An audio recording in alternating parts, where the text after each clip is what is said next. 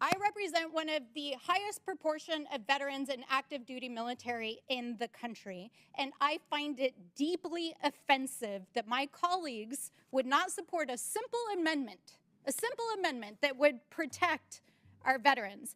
And to sit here and claim today that what the administration is doing has not impacted veterans is completely a lie.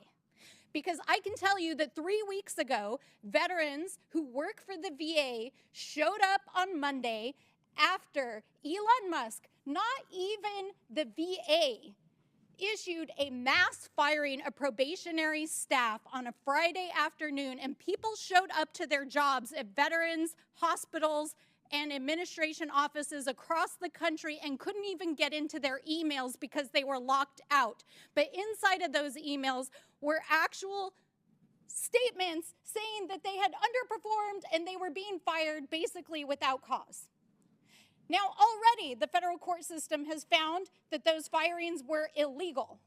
So you can't sit here today and pretend like the actions of the administration have not impacted our veterans and the VA system, because that is a lie. That is a bold-faced lie. Secondly, last week, before we went home, the Republicans passed a CR that underfunded the PACT Act. We passed the PACT Act a couple of years ago to expand health care to the VA system to 3 million veterans who were impacted by burn pits, Agent Orange, and other toxins over the course of their service. This was the largest expansion of VA benefits since World War II. And you underfunded it in your own continuing resolution. And I'm sorry, if you were actually holding town halls and actually listening to your constituents, you would know that our veterans across the country are pissed as hell. You are not representing the interests of our veterans. Third, under the auspices of your DEI order, thousands of veterans who have proudly served this country had their history erased from DoD websites. Last week, New Mexico's Navajo code talkers who helped us win World War II were erased from the DoD website.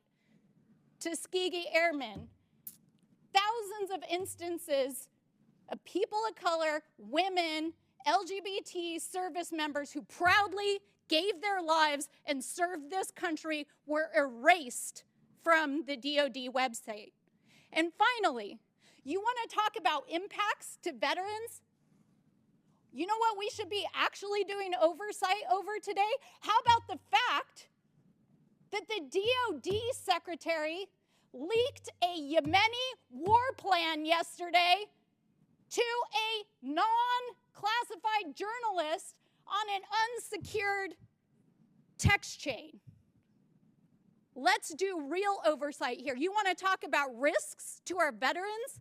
These are the same people that accidentally fired nuclear scientists and engineers who literally maintain our stockpile. These are the same people who leaked classified documents to a journalist. And this is the same DoD who on Friday almost gave our classified war plans for China to Elon Musk. So don't sit here and pretend like you're actually protecting our veterans and you're not even doing your most basic oversight.